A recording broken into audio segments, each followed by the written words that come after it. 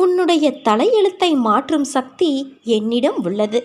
ஒருமுறை என்னை வந்து வணங்கிவிட்டு போ.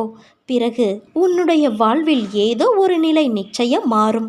நீ இன்னும் உன் இழப்பை நினைத்தே வருந்திக் கொண்டு இருக்கிறாய். உன் இழப்பு என்பது மிக பெரியதுதான்.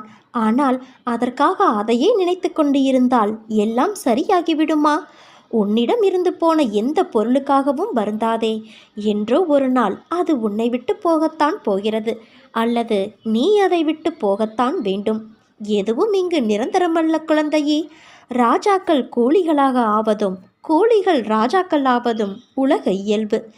எது உன்னிடம் இருந்து பறிக்கப்பட்டதோ அதே போல 1000 மடங்கு உனக்கு கிடைக்கும். அது கிடைக்க நீ தைரியத்தோடு இருக்க வேண்டும். எல்லோருக்கும் எல்லாமும் வரத்தான் போகிறது என்பதை உணர்ந்து கொண்டால் இது போன்ற இன்ப துன்பங்களில் நீ சிக்கிக் கொள்ள மாட்டாய். அதற்கு மாறாக எல்லாவற்றையும் நடுநிலை